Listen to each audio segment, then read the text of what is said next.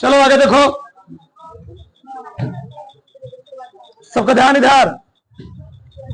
हम लोग पढ़ रहे थे विद्युत चुंबकीय प्रेरण। क्या पढ़ रहे जी?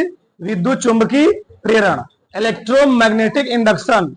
देखो यार, 2 लेक्चर हो गया, पूरा विस्तार से हम लोग पढ़े, ठीक, पूरा समझा गया क्या होता है पूरा। अब थोड़ा हम लोग लिखते हैं, ठीक ना। तो पहला मैंने हेडिंग डलवाया था चुंबकीय फ्लक्स। क्या लिखवाया था? चुंबकीय फ्लक्स। देखो ध्यान से, चुंबकीय फ्लक्स,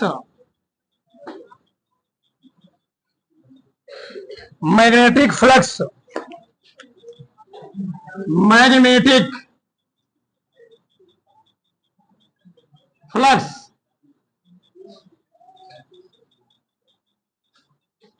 ठीक, चुंबकीय फ्लक्स या मैग्नेटिक फ्लक्स। तो होता क्या, देखो इधर लिखवाया गया था चुंबकीय क्षेत्र में स्थित, चुंबकीय क्षेत्र में स्थित तल के विलंबवत गुजरने वाली, तल के विलंबवत गुजरने वाली बल रेखाओं की संख्या हम लोग कहते क्या है?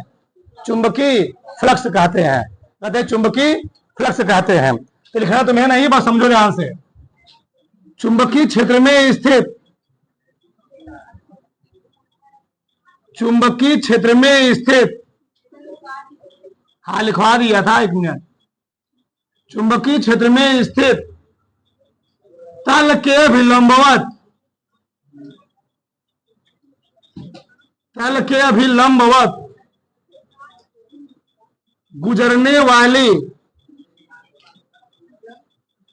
गुजरने वाली क्या? चुंबकीय बल रेखाओं की संख्या को, चुंबकीय बल रेखाओं की संख्या को,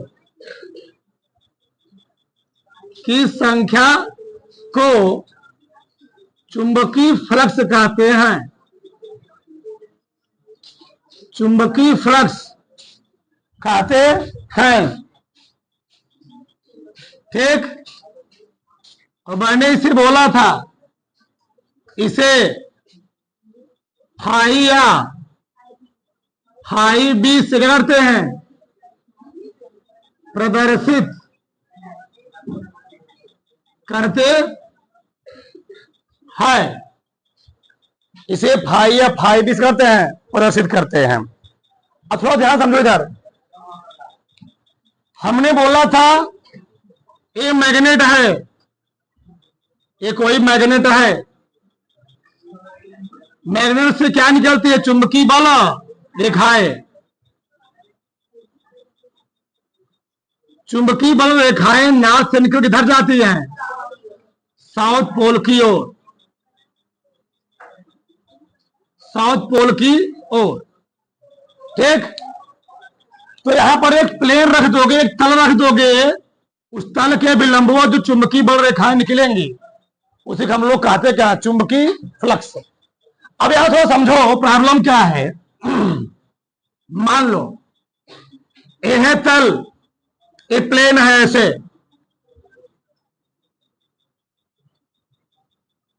अब इस प्लेन के लंबवत चुंबकीय बल रेखाएं निकल रही थी,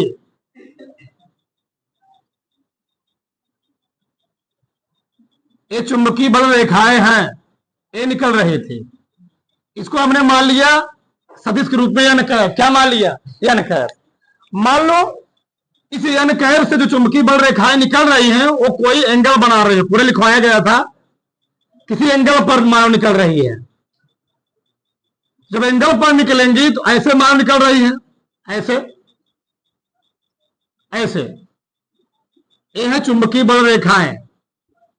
ये हमारा क्या था? वेक्टर सदिश। मान लो एन कैप है, ये यहां से कितना कोण बना रही है? मान लिया थीटा। कितना बना रही है? थीटा।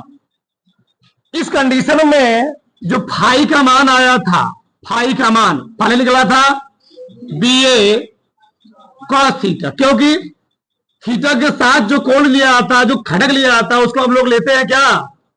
B cos theta. और ये क्या है? इस तल का क्षेत्रफल। ये क्या है? तल का क्षेत्रफल। अब हम 2 कंडीशन लेते हैं, 2 कंडीशन देखेंगे तो आगे हम बात करेंगे। स्थिति फर्स्ट या केस फर्स्ट, स्थिति फर्स्ट में कहता है ये जो तल है, प्लेन है, अगर इस प्लेन के समानांतर, अगर इस तल के समानांतर, तल चाहे जो बना, तुम्हारा जो मन कहे उसे बना सकते हो, कोई दिक्कत नहीं है, ठीक। इस प्लेन के समानांतर ऐसे अगर चुंबकीय बल रेखाएं मान लो ऐसे निकल रही है, प्लेन के समानांतर, तो क्या होगा, बहुत ध्यान समझो इधर, मतलब वेक्टर सदिश के क्या है जी, लंबवत है, लेकिन प्लेन क्या है, समानांतर है। यानी चुंबकीय बल रेखाएं तल के समानांतर गुजरे, किसे गुजरे, तल के समानांतर, यानी चुंबकीय बल रेखाएं, चुंबकीय क्षेत्र तल के समांतर हो, तो ये बताओ अगर चुंबकीय क्षेत्र तल के समांतर होगा, तल के समांतर होने का मतलब यह है कि वेक्टर सदिश से कितना कोण बन रहा है, 90 डिग्री, लेकिन तल के से कितना कोण बन रहा है, 0 डिग्री।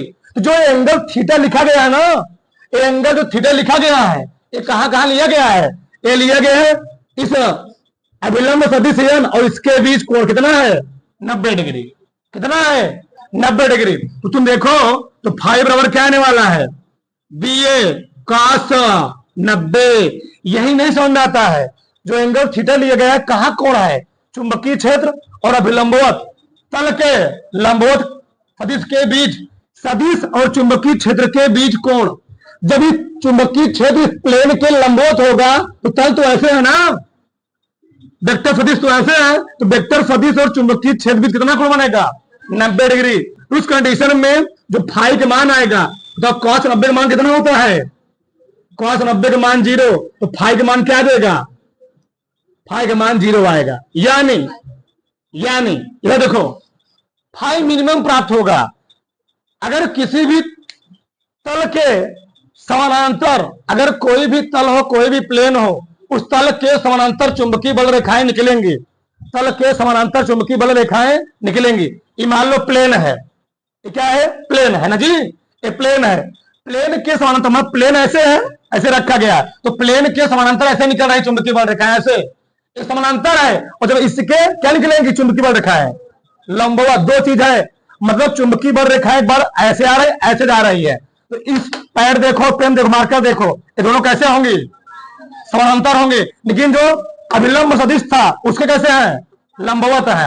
एक कंडीशन तो हो गया चुंबकीय बल रेखाएं ऐसे जा रही है, दूसरा कंडीशन क्या है, चुंबकीय बल रेखाएं नीचे से आ रही है और कहीं जा रही है, ऊपर से। बताओ तो तल और चुंबकीय क्षेत्र या चुंबकीय बल रेखाओं भी अब कितना कोण बनेगा, 90 डिग्री। इस कंडीशन बना 0 डिग्री, यानी हम कह सकते हैं सदिश और चुंबकीय क्षेत्र के बीच 90 डिग्री बनेगा। इस चीज समझो, सदिश और चुंबकीय क्षेत्र भी कितना कोण बनेगा, 90, लेकिन तल कितना कोण बनेगा, 0। जब चुंबकीय बल रेखा ऐसे जाएंगी तो चुंबकीय बल रेखा ए है बी, ए क्या है, बी, और यही है एन बी। देखो ध्यान से, यही है तुम्हारा बी, ए बी है मान लो, और यही है एन। अब बताओ दोनों कैसे होंगी, अब दोनों समानांतर होंगे, यानी एन और बी कैसे होंगे, तो समानांतर। उस कंडीशन में क्या होता है, देखो ध्यान से, यानी ये तो केस फर्स्ट हुआ, इस कंडीशन में मिनिमम प्राप्त हुआ। स्थिति सेकंड में क्या होगा, स्थिति सेकंड में अभी चुंबकीय बल रेखाएं क्षेत्र के समांतर जा रही थी, अब चुंबकीय बल रेखाओं को हम क्षेत्र के अभिलंबोत गुजारेंगे, तब देखें क्या होता है। अभिलंबोत मतलब एन भी इधर था और चुंबकीय बल भी रेखा के निकल रही है, इधर ही निकल रही है, ऐसे ऐसे निकल रही है, ठीक, ऐसे। अब बताओ जब ऐसे निकलेंगी तो एन और बी के बीच कितना कोण बनेगा, एन और बी के बीच कितना कोण बनेगा जी, 0 डिग्री। यानी चुंबकीय क्षेत्र,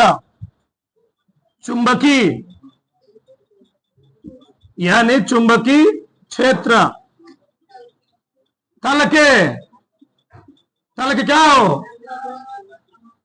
तल, चुंबकीय क्षेत्र तल के लंबवत है, लेकिन सदिश से क्या है, समांतर है। ध्यान रहे चीज, तल के लंबवत, तल के लंबवत हो तो, अरे भैया तल के लंबवत है, जब तल के लंबवत हो यानी क्षेत्र से क्या हो, समानांतर हो। चुंबकीय क्षेत्र जो है तल के समानांतर यानी क्षेत्र क्या है, क्षेत्र के लंबवत है। यहां पर चुंबकीय क्षेत्र तल के लंबवत है यानी क्षेत्र क्या है, समानांतर है। इस भी समझो। बताओ तो फाइव और क्या होगा, फाइव बराबर बी ए, फार्मूला क्या होता है कॉस एन और बी की कितना कोण बनेगा 0 डिग्री। अब बताओ कॉस 0 डिग्री मान कितना होता है 1, यानी फाइव कितना हो गया। इस कंडीशन में जो फाइव मिलेगा हमको क्या मिलेगा मैक्सिमम, मैक्सिमम। इस चीज समझो, यानी अगर कहीं भी चुंबकीय क्षेत्र तल के लंबवत गुजर रहा है, तल के लंबवत गुजर रहा है तो वहां पर चुंबकीय बल रेखाओं की संख्या होगी या चुंबकीय जो फ्लक्स का मान होगा वो ज्यादा होगा, चुंबकीय फ्लक्स का मान क्या होगा ज्यादा होगा। अगर चुंबकीय क्षेत्र तल के समानांतर है, चुंबकीय क्षेत्र तल के समानांतर है तो वहां पर चुंबकीय फ्लक्स या चुंबकीय बल रेखाओं का मान क्या होगा, चुंबकीय फ्लक्स जब भी आए जाना चुंबकीय बल रेखाओं की संख्या, बस।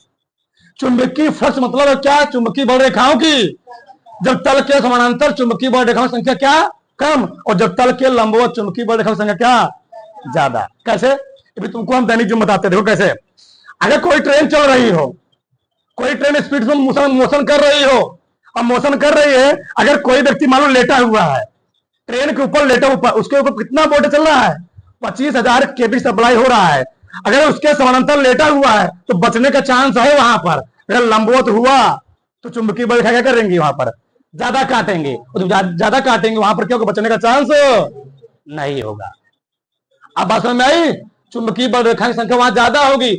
ऐसे क्या है, क्या है मतलब ट्रेन पर लेटा हुआ पर क्या डिब्बे पर लेटा है और डिब्बे पर खड़ा हो गया तो चला गया था वो, ठीक है। ऐसे ऐसे समझो। एक तरीका और है, देखो इधर उदाहरण के तरीके से मान लो ये है कोई पाइप, ये है कोई पाइप, इस पाइप में पानी फ्लो कर रहा है, उसको हम लोग यहां पर हम लोग बोल रहे हैं चुंबकीय फ्लक्स। क्या बोल रहे हैं, क्योंकि चुंबक द्वारा जनरेट हो रहा है। यहां पर हम लोग बोल देते हैं क्या धारा फ्लक्स, मान लो क्या बोल दे रहे हैं धारा फ्लक्स। देखो इधर समझो, तब इस पाइप के अंदर किसी भी काट पर तुम इस तल के भी लंबवत मान लो कोई काट ले लिए।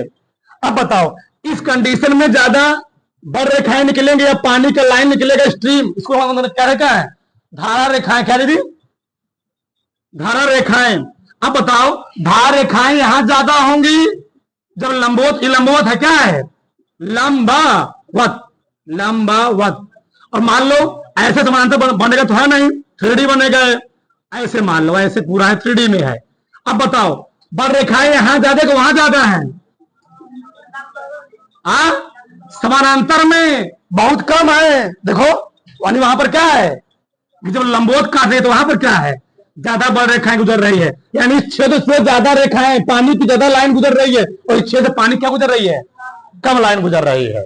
यानी यहां पर क्या है धारा फ्लक्स क्या है कम है और यहां पर धारा फ्लक्स क्या है।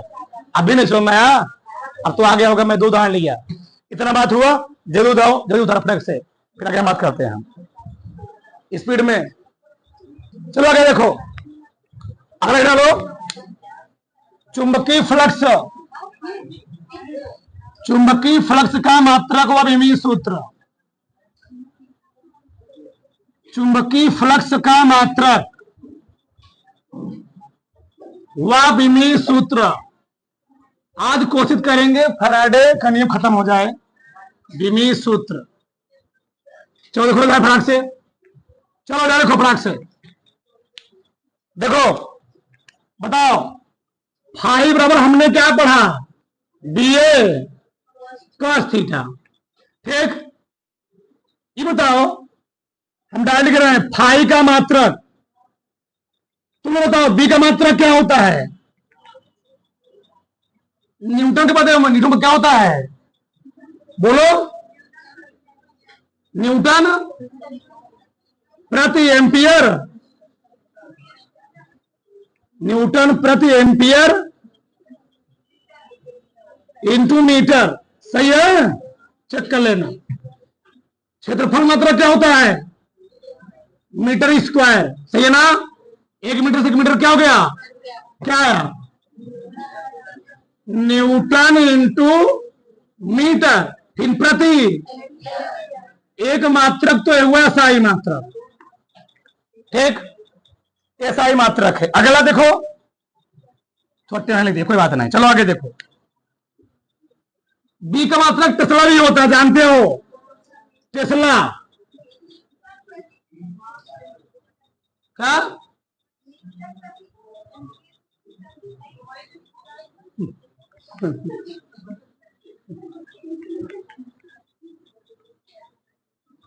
यही है देश के भविष्य हमारे।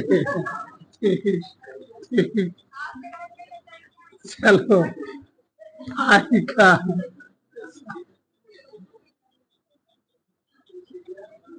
फाई का साई मात्रा, बी का मात्रा क्या होता है? टेस्ला। ए का मात्रक टेस्ला इंटू मीटर, ये भी मात्रक हो गया। आगे फाई का सीजीएस मात्रक, सीजीएस मात्रक क्या होता है?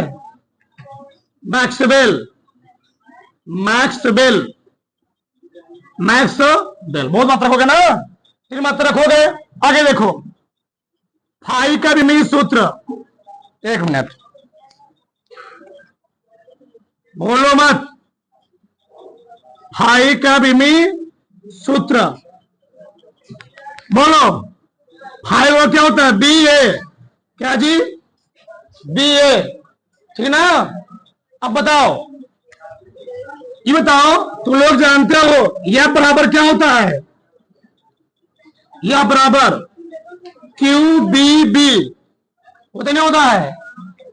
यह बराबर क्यू बी बी, देखो जी इसको क्या होता है जी? यह बराबर क्यू बी बी, सही है। बताओ, तो बी और क्या लिख सकते हैं हम? यह फपाना क्यू इंटू बी गुणे ए, सही है ना? बताओ, बल का मात्रा, बल का विमा क्या होता है? बल की कीमत क्या होती है? M L T power minus 2 गुणे क्षेत्रफल है एल स्क्वायर बटे क्यू, क्यू क्या होता है? आई इंटू तो ए इंटू टी। बेग है, बेग का मात्रा क्या होता है? बीमा, ये टी पावर माइनस 1। हल करो इसको फटाक से, चलो बोलो क्या क्या आएगा? यहां आएगा यम, एक एल से एक एल कट गया ना, एल बचा एल स्क्वायर, अब वो टी। प्रॉब्लम क्या है? 30 टी भी कट जाएगा, इससे 30 से इस टी कट जाएगा, ए इनवर्स में गुणा में है तो टी की पावर माइनस 2, ए ऊपर गया ए इनवर्स, तो आ गया चुंबकीय फ्लक्स का बीमा भी। आगे एक ऐसी राशि है सदिश की अदिश, अदिश राशि है, अदिश राशि कैसी जी? अदिश राशि है, चुंबकीय फ्लक्स दिशा नहीं होती है, ठीक। भाषा में बताओ इसके कितने मात्रक हुए? 3, न्यूटन इंटू मीटर प्रति टेस्ला इंटू मीटर स्क्वायर, या मैक्सवेल बीमा। जल्दी उतारो फटाक से, देखो आगे। 2 घंटा इसका लेक्चर हुआ है, बस आज की ओर डायरी लिखेंगे। हेनालो फैराडे के विद्युत चुंबकीय प्रेरण के नियम लिखो। फैराडे ने सन 1831 ईस्वी में, फैराडे ने सन 1831 ईस्वी में, फैराडे ने सन 1831 ईस्वी में विद्युत चुंबकीय प्रेरण से संबंधित, विद्युत चुंबकीय प्रेरण से संबंधित 2 नियम दिए।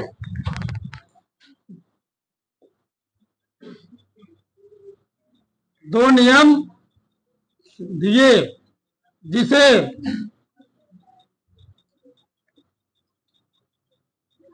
जिसे फैराडे के विद्युत चुंबकीय प्रेरण का नियम। अब कुछ मिला, धरती पर महान ऐसे भी होंगे ना। ठीक, 11th पूछा गया गति का नियम क्या होता है, न्यूटन गति के नियम क्या है, तो बोला न्यूटन ने गति के नियम दिए, जिसको हम लोग कहते क्या, न्यूटन की गति का। हम बेहोश। अब गैस तरह लिखवाया गया, एक पन्ना में 2 पन्ना में एक करण बता दिया, तो हम होश आ गए। यही बताएंगे, यही लिख के चले आएंगे, कहते हैं धरती पर वीरों की कमी नहीं है, हनुमान, वीर हनुमान। पढ़ा नियम, ठीक, फैराडे का शिमला, इसमें बैठे सी बात नहीं है, लेकिन नाम नहीं लेंगे। चलो, फैराडे का प्रथम नियम, फैराडे का प्रथम नियम।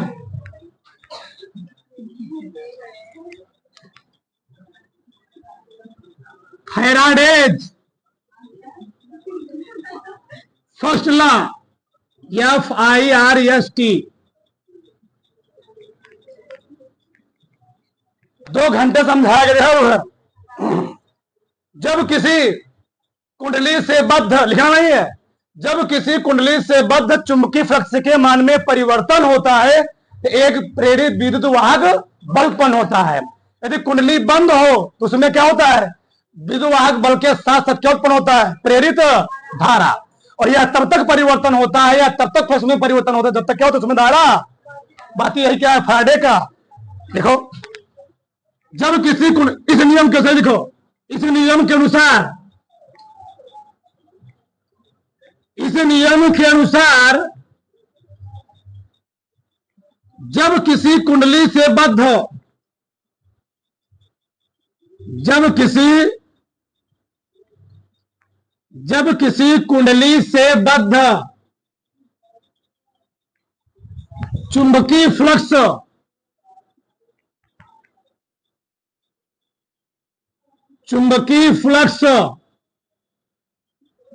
के मान में परिवर्तन, इस नियम के अनुसार जब किसी कुंडली से बद्ध चुंबकीय फ्लक्स के मान में परिवर्तन होता है तो एक प्रेरित विद्युत वाहक बल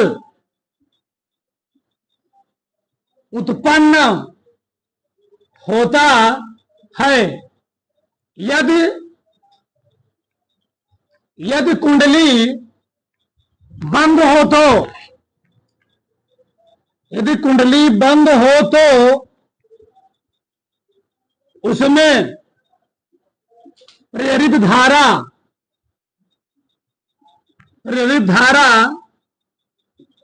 बहने लगती है। चुंबकीय फ्लक्स में परिवर्तन तब तक होता है, चुंबकीय फ्लक्स में परिवर्तन तब तक होता है जब तक कुंडली में धारा क्या होती है, हाँ, जब तक कुंडली में धारा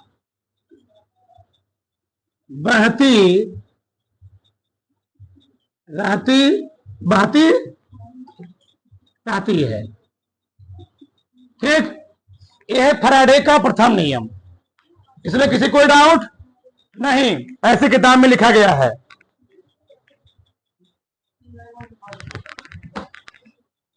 जब किसी कुंडली से बद्ध चुंबकीय फ्लक्स के मान में परिवर्तन होता है तो एक प्रेरित विद्युत वाहक बल उत्पन्न होता है। यह कुंडली, यदि कुंडली क्या हो, यदि कुंडली बंद हो तो उसमें क्या होती है, उसमें प्रेरित धारा बहने लगती है। चुंबकीय फ्लक्स में परिवर्तन तब तक होता है जब क्या होती है, जब तक कुंडली में क्या होती, धारा बहती रहती। अपने हिसाब से लिखो, रटो मत, अपने हिसाब से लिखो। तुम ऐसे लिख सकते थे जब किसी कुंडली से बाद चुंबकीय फ्लक्स में परिवर्तन होता है तो क्या होता है, उसमें एक प्रेरित विद्युत वाहक बल, तो उस विद्युत वाहक बल का क्या होती है, एक प्रेरित धारा उत्पन्न होती है। और यह परिवर्तन तब तक होता है, यह विद्युत वाहक बल तब तक उत्पन्न होता है जब तक क्या होता है, उसमें धारा बहती रहती है। बस ये फैराडे का प्रथम नियम। और ध्यान रहे, फैराडे के प्रथम नियम को हम लोग कहते हैं न्यूमैन का नियम। लिख लो इसको भी, ठीक, न्यूमैन का नियम लिख लो। फैराडे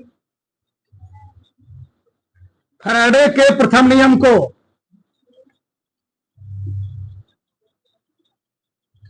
फैराडे के प्रथम नियम को न्यूमैन का नियम, ये तुम लोग जानते हो। न्यूटन के प्रथम नियम हम लोग कहते हैं क्या, गैलीलियो का जड़त्व का नियम भी कहते हैं, उसके बाद यहां भी है, न्यूमैन का नियम कहते हैं। ठीक, बस। दूसरा फैराडे का द्वितीय नियम, सब समझ ही लिए पूरा। फैराडे का द्वितीय नियम, Faraday second law, Faraday's SECOND second law. देखो यार, सो समझो, बहुत तुम यूट्यूब पर देखो, कहीं देखोगे, किताब में देखोगे, देखो अगर तुम देखोगे इसमें तुम्हारा थोड़ा डाउट होगा। बहुत सारे लोगों ने ऐसे लिखवाया हुआ है, हमने बोला था फैराडे का जो सेकंड लॉ है और जो लेंज का नियम है उसमें थोड़ा सा डिफरेंस है। लेंज का नियम बताता है कि क्या चुंबकीय फ्लक्स या धारा किधर उत्पन्न हो रही है, धारा किस समय फ्लो होगी, चुंबकीय फ्लक्स में परिवर्तन किधर हो रहा है। ठीक, ये बताएगा, दिशा बताता है। क्या होता है लेंज का नियम, क्या होता है, दिशा, प्रेरित धारा की दिशा बताएगा। लेकिन जो फैराडे का द्वितीय नियम है, फैराडे का प्रथम नियम बता तो दिया कि जब धारा बहेगी तो क्या होगा, विद्युत वाहक, और इस विद्युत वाहक बल से क्या उत्पन्न होगा, एक प्रेरित धारा उत्पन्न होगी।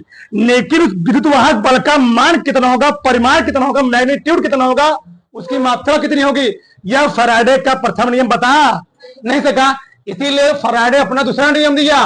फैराडे के दूसरे नियम से हम लोग क्या ज्ञात करते हैं, विद्युत वाहक बल का मात्रा कितना है, परिमाण कितना है, मैग्नीट्यूड कितना है, ये ध्यान होना चाहिए। यानी मैग्नीट्यूड निकालने के लिए हम लोग देखते हैं जितना ही चुंबकीय फ्लक्स में परिवर्तन होगा, चुंबकीय फ्लक्स की दर में ज्यादा परिवर्तन होगा, उसमें विद्युत वाहक बल क्या होता है, ज्यादा उत्पन्न होगा।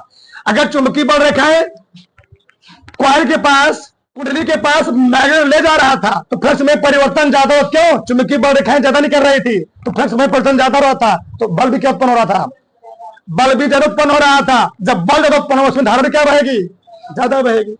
ठीक, और जैसे मैं इस मैग्नेट को कुंडली दूर ले जा रहा था तो फ्लक्स में परिवर्तन क्या हो गया, घट गया। जब फ्लक्स में परिवर्तन घट गया तो बल भी क्या हो गया, ईएमएफ घट गया। जब ईएमएफ घटा तो प्रेरित धारा भी क्या हो गई, घट गई। यही है फैराडे का द्वितीय नियम। देखो इस नियम के अनुसार, इस नियम के अनुसार जब किसी कुंडली से बद्ध, जब किसी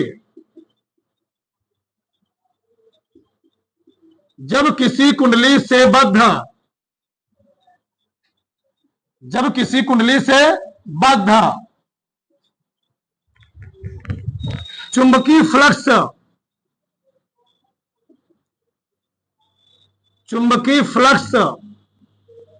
के मान में परिवर्तन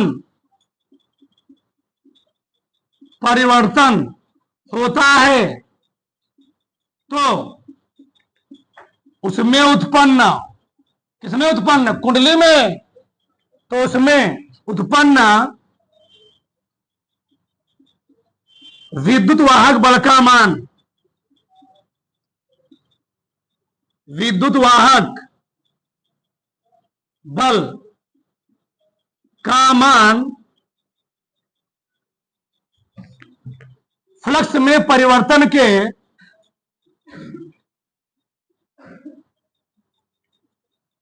फ्लक्स में परिवर्तन। अब बहुत सारा देखोगे तो क्या देखोगे, बहुत सारे स्थान क्या लगा दिया गया है, फ्लक्स में परिवर्तन के ऋणात्मक दर क्या होता है, समानुपाती होता है। हम उचित नहीं लगा रहे हैं, उचित क्या होता जाएगा, लेंज के नियम में बताता है वह उसी का विरोध करता है जिससे क्या होता है, माइनस से बताता है। अगर सही किताब में देखो वहां माइनस नहीं लगाया गया है, लेंज के नियम में लगाया गया, यानी बहुत सारी किताब में यही लगा दिया गया है। ठीक, विद्युत आगे बल का मान फ्लक्स में परिवर्तन के क्या होता है, फ्लक्स में परिवर्तन के क्या लिखोगे, समानुपाती, चाहे लिख लो क्या, अनुक्रमानुपाती होता है, अनुक्रमानुपाती। ऋणात्मक कहां लिखेंगे, लेंज के नियम, बस ये ध्यान देना, उसे तुम यहां लिख लो, कोई दिक्कत नहीं है, अनुक्रमानुपाती होता है। ठीक, जब किसी कुंडली से बल चुंबकीय फ्लक्स में के मान में परिवर्तन होता है, उसमें उत्पन्न विद्युत वाहक बल का मान फ्लक्स में परिवर्तन क्या होता है, अनुक्रमानुपाती होता है।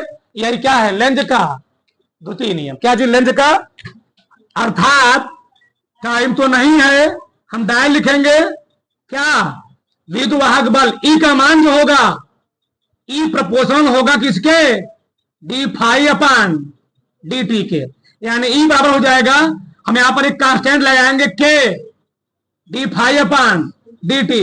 तो के का मान होता है, प्रयोग द्वारा देखा के का मान कितना निकलता है, एक। यदि कुंडली में फेरू संख्या या न हो, लिखते हैं यहां पर, यदि कुंडली में फेरों की संख्या क्या हो जी, यन हो तो क्या निकलेगा बताओ, तो ई बराबर आ जाएगा यन इंटू डी फाई अपान डी टी डिवाइडर। यानी जो विद्युत वाहक बल का मान है वह दो चीज पर डिपेंड कर रहा है। अगर कुंडली में फेरे बढ़ाओगे, राउंडिंग बढ़ाओगे, अगर 10 बार राउंडिंग हुई है और कहीं पर 50 बार राउंडिंग हुई है, जब अच्छा फेरे क्या है, तुम लोग देखते जब वायर क्वाइल होता है ना, मान लो ये लोहा है, इस लोहे पर मैंने जो तार को लपेटा है वो बहुत दूर को लपेटा है, 2 बार लपेट दिया, लेकिन एक मैंने दूसरी बार कैसे लपेटा, पास। जब तार पास लपेटे रहेंगे तो फ्लक्स में तो जो चुंबकीय बल रेखाएं आएंगी, ज्यादा तार काटेंगी, ज्यादा तार काटने का मतलब है फ्लक्स में परिवर्तन क्या होगा, ज्यादा होगा, तो धारा क्या होगी, विद्युत वाहक बल ज्यादा उत्पन्न होगा। जब विद्युत वाहक बल ज्यादा उत्पन्न होगा, धारा भी क्या होगा, ज्यादा होगा। वही है, अगर फेरे कम, विद्युत वाहक बल कम, धारा, फेरे ज्यादा, विद्युत वाहक बल का मान, अब विद्युत वाहक बल का मान ज्यादा, धारा ज्यादा। अगर फ्लक्स में परिवर्तन ज्यादा, फ्लक्स में परिवर्तन, तो फ्लक्स में परिवर्तन क्या है, समझो से क्या यूज है। अगर कुंडलिया के पास मैग्नेट को एक कड़क्का भगवा को मैग्नेट, मैं कैसे काला, इस मैग्नेट को कुंडली के पास जल्दी ले जाएंगे, आराम से ले जाओगे तब भी करंट बहेगा, समझ हमारी बात। इस मैग्नेट को कुंडली के पास आराम से ले जाएंगे, धारा आराम से बहेगी, फ्लक्स में परिवर्तन कम होगा। जब फ्लक्स में परिवर्तन कम होगा तो ईएमएफ कम उत्पन्न होगा, जब ईएमएफ कम उत्पन्न होगा धारा भी क्या बहेगी। और क्या गए, कुंडली को तेज ले गए, किसके पास ले गए, मैग्नेट को कुंडली के पास क्या ले गए, तेज से ले गए। जब तेज से ले जाओगे तब क्या होगा, वहां पर धारा यानी ईएमएफ का मान क्या होगा, ज्यादा होगा। और जब ईएमएफ का मान ज्यादा होगा, धारा भी क्या होगी। कुंडली अगर मैग्नेट आराम से गया, धारा कम, अगर मैग्नेट क्या हो गया, मतलब जल्दी में घूमेगा, क्या घूमेगा, चाहे कुंडली तेज घूमे, चाहे मैग्नेट तेज घूमे। अगर मैग्नेट तेज घूमे, चाहे कुंडली तेज घूमे, दोनों हो सकता है, चाहे कुंडली घूमे चाहे क्या घूमे, तो ई ज्यादा होगा। अगर आराम घूमेगा, ई क्या होगा, कम होगा, धारा भी क्या होगी। तो वही चीज है, तो ई किस पर डिपेंड कर रहा है, दो चीजों पर, फेरों की संख्या पर और फ्लक्स में परिवर्तन की दर पर। फ्लक्स में परिवर्तन इतना ही भैया समझाया था ना। फ्लक्स में परिवर्तन क्या है, 6 हुआ, फिर 5 हुआ, फिर 4 हुआ, फिर 3 हुआ, फिर 2 हुआ, फिर यहां फ्लक्स में परिवर्तन एक की रेट से हो रहा है। अब मैं ऐसे कर दिया, लो 6 4 2 ऐसे कर रहा है। बताओ फ्लक्स में परिवर्तन कहां ज्यादा है? यहाँ फ्लक्स में परिवर्तन ज्यादा है। बताओ किसमें ईएमएफ ज्यादा उत्पन्न होगा? इसमें ऊपर, नीचे वाले में। यहाँ दो, यहाँ पर दो के रेट से क्या हो रहा है? घट रहा है। यहाँ पर दो की रेट से क्या हो रहा है? एक की रेट से क्या हो रहा है? घट रहा है। बात समझ में ना? इसमें परिवर्तन ज्यादा से परिवर्तन क्या है? यहाँ पर ईएमएफ ज्यादा जनरेट होगा, यहाँ पर क्या होगा?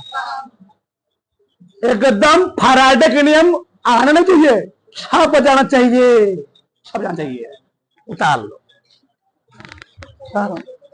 बड़ा से लिखो। तो लिख रहे हो जी, लिखो लेंज का नियम। साथ में लिखोगे तो कंफ्यूजन दूर रहेगा। लेंज का नियम, लेंज का नियम। देखो नियम वही है, नियम वही है, बस थोड़ा डिफरेंस है। यानी फैराडे के दूसरे नियम हम लेंज का नियम कह सकते हैं जब क्या लगाते? माइनस लगा दे। लिखो इस नियम के अनुसार, इस नियम के अनुसार, इस नियम के अनुसार, इस नियम के अनुसार जब किसी कुंडली से बद्ध, जब किसी कुंडली से बद्ध चुंबकीय फ्लक्स, चुंबकीय फ्लक्स के मान में परिवर्तन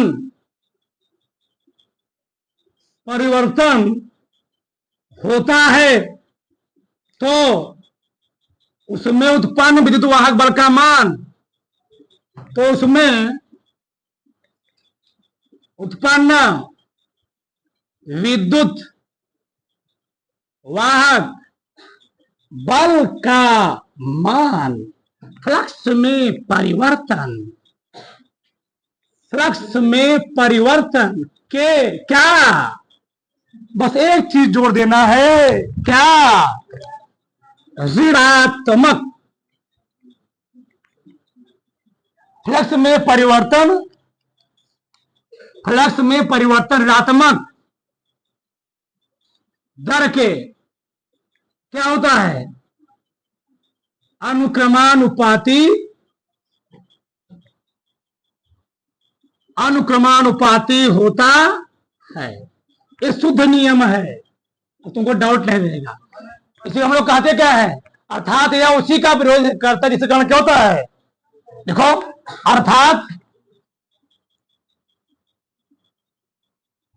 अर्थात यह उसी का विरोध करता है जिसके कारण, बोलो मत, जिसके कारण यह स्वयं उत्पन्न होता है। अच्छा किसका विरोध करेगा?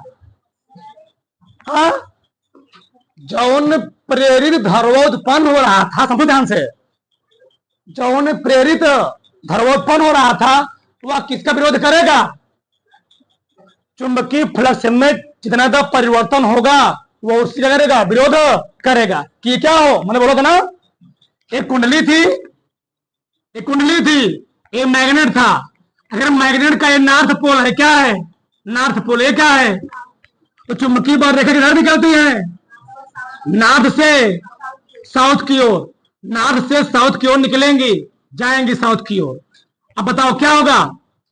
ये सोचेगा एक कुंडली है और वो क्या है?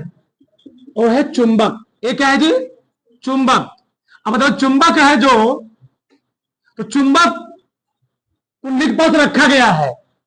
अब कुंडली सोच रही है कि हमारे में इस चुंबक के कारण जो परिवर्तन और फ्लक्स में जो परिवर्तन हो रहा है वह होता रहे, घटे बढ़े ना।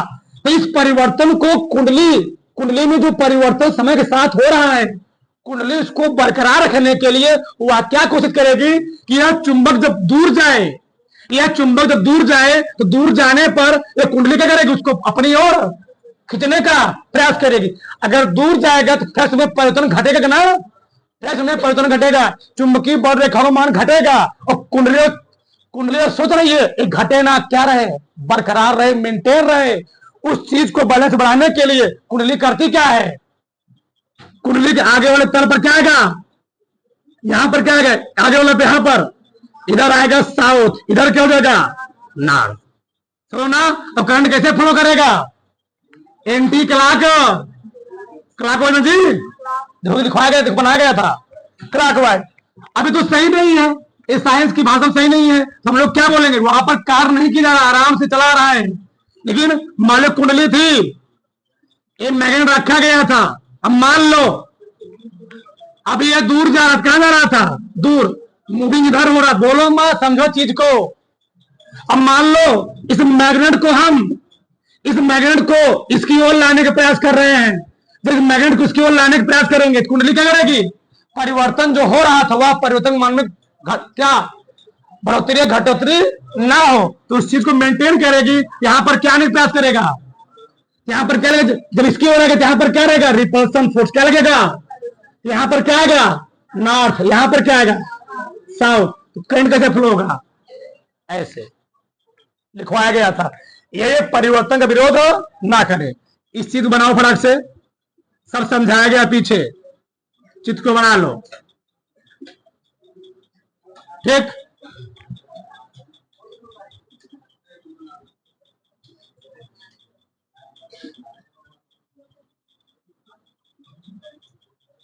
बनाओ फटाक से, दो चित्र, इसलिए जो लिख ना 5 और क्या लिखोगे, 5 प्रोपोर्शनल d5/dt, और क्या लगाओगे यहां पर माइनस, आ जाएगा 5 बराबर, डायरेक्ट लिखो, डायरेक्ट -n d5/dt। ये लिखना जरूरी है, ध्यान रहे, माइनस लगाओगे यहां पर, ई यहां पर ही रहेगा ना, ई उठाओ फटाक से, ठीक।